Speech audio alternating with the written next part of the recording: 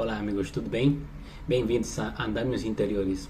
Hoje vai começar uma série de vídeos que serão feitos em português, pensando no público de fala portuguesa.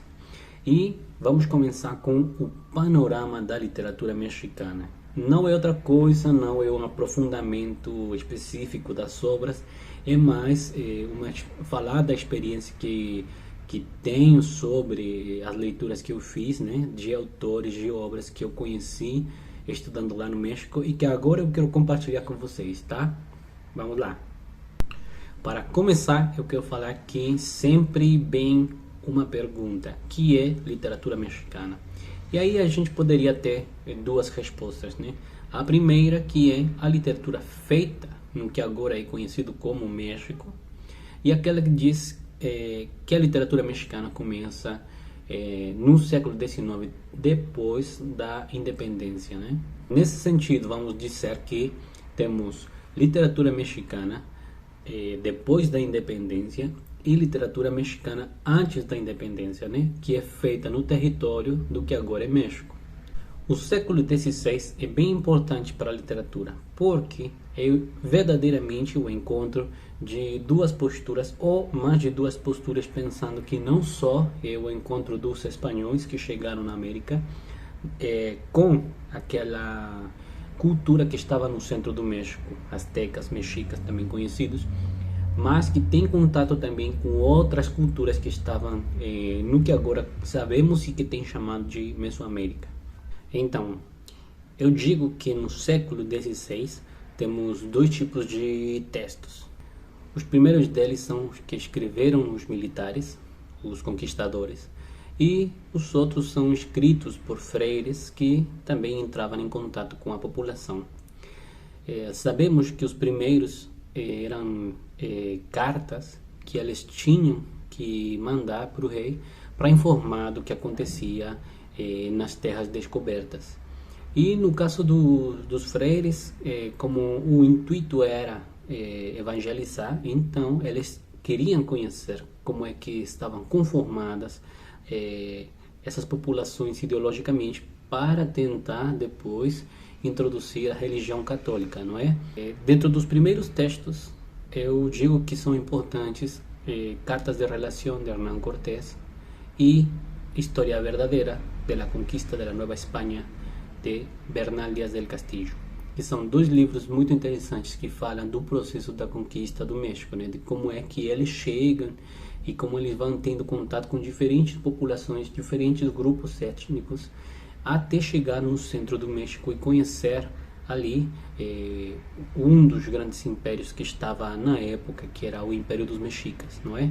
E por outro lado, dos freires está Bartolomé de las Casas, que ele escreve Breve Relação de la Destrucción de las Índias, que é um livro também muito interessante, onde que se mostra como é que os espanhóis eram muito violentos com as populações indígenas e eles destruíram, né, aquelas populações, que eles não eram pessoas de raciocínio e que eles chegavam matando todo mundo. E é uma postura muito grotesca, muito violenta, que de fato está em oposição com Bernal Díaz del Castillo, e pareceria que é uma contestação, né? Mas também existe outro escritor da época que ele também falou desse processo de conquista. Então, são livros muito interessantes que a gente poderia depois ler e depois aprofundar. Chegando já no século XVII, temos também grandes autores que eles estão seguindo uma tradição espanhola do século de ouro, e temos o primeiro deles, Juan Ruiz de Alarcón, que ele é um escritor principalmente de obras de teatro. Ele escreveu La Verdad Sospechosa, que é uma obra magnífica, onde, né, se ressalta aquela relação que tem a verdade com a falsidade, né, como uma questão, uma coisa falada, né, pode virar verdade, né, aos olhos dos outros, e como uma questão verdadeira poderia passar por falsidade, né? Isso é importante, isso é interessante. O outro escritor também muito importante é Carlos de Sigüenza y Góngora. Ele escreveu uma obra magnífica que aí tem dúvidas sobre se é ficção, se é história, né? Porque ela escreveu Infortúnios de Alonso Ramírez, que é a história de um cara que estava lá no México e ele vira navegante, né? Mas também vira pirata e assim. Então ele naufraga nas costas do sul do México e aí o virrei pede para alguém ir por ele para que ele conte, né, como é que está a questão da pirateria, né? Porque eles tinham medo de que México, no sul do México, fosse, né, atacado pelos piratas. E principalmente nesse século, Sor Juana Inés de la Cruz, né? Aquela freira que se tem falado muito, né? E que de fato foi descoberta quase um século atrás, né? Mas que é muito importante. Ela escreveu muita coisa, poesia, ela escreveu obra de teatro também, né? Ela fez muita coisa, sobretudo ligado às questões da religião, mas também escreveu uns poemas maravilhosos para as pessoas do poder político da época, né? Que são, acho eu, os poemas mais bonitos que a gente pode encontrar. Eu acho que é importantíssimo ler muito bem a Sor Juana, porque ela tem uma proposta estética muito profunda, né? Chegando já no século XVIII, vamos ter três personagens também muito interessantes que eu acho são fundamentais também. O primeiro deles é Francisco Javier Clavijero, que ele escreveu História Antigua de México. É uma obra que mais ou menos tenta, né, como reivindicar o papel das religiões dos antigos mexicanos, né, como para destacar, né, o valor que tinha essa crença, né. O segundo deles é Fray Servando Teresa de Mier, que é o freire também, mas que ele realmente escreveu muito sobre política, né, já porque ele estava quase no final do século XVIII e já era quase oleado esse movimento de independência. E ele tem também por aí uma fala muito importante sobre a Virgem de Guadalupe, falando que ela tem uma relação com outros seres divinos das culturas mexicas, né? Ele fala da relação que tem com Tonantzin, que é uma deusa do panteão, né, mexica.